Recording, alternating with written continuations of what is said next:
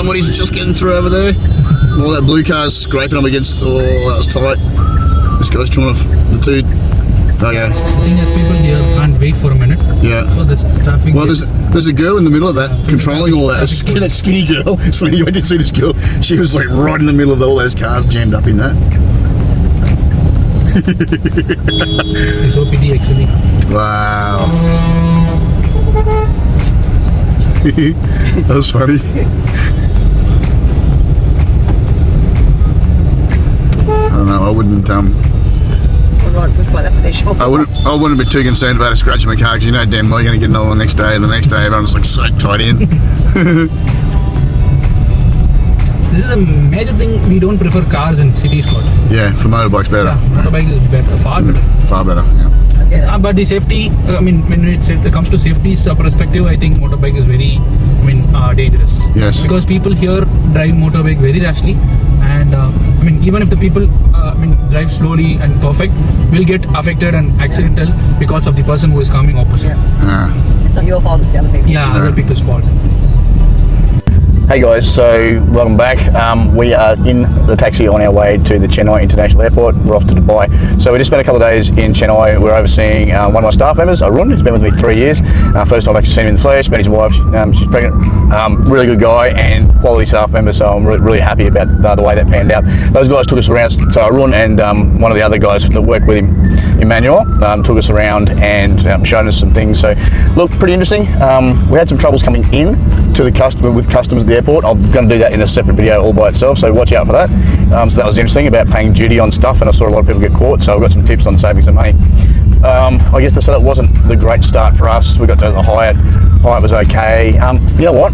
I actually hate not being able to take your own bags up to the room. I hate that they force you to go, oh no, sir, no, we'll take your bags up. I'm like, I've been carrying these bags through the airports, like just international, like I'm okay. I don't know, we have to take them up, and then you got to tip them. You don't have the currency probably, you've just turned up. You don't know the currency, you don't know what a tip is. Like, I hate that bit. Anyway, that aside, we went to some amazing restaurants. The guys from Axos really looked after us, which is where they look after a run for me.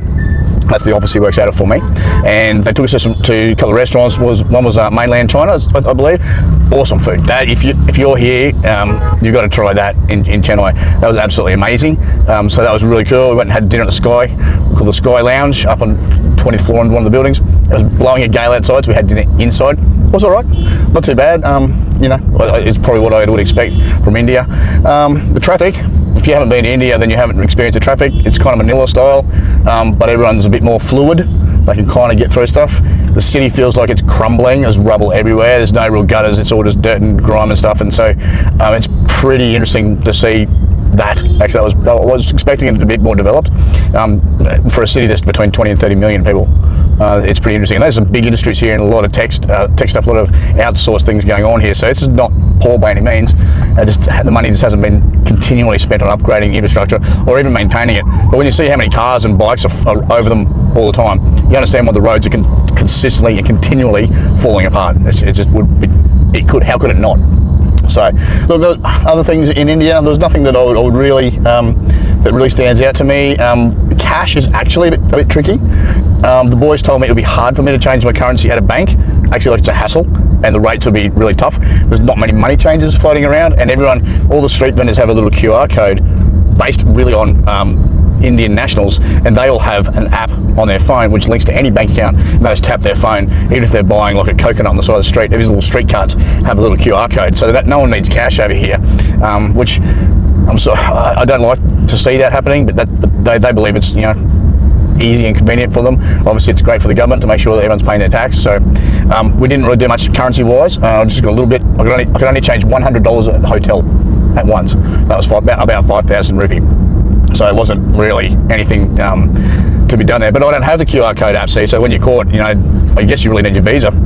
So not amazing in that sense. A few little things I probably was unprepared for. Look, I'd like to come back to India. I definitely wouldn't come here without knowing people.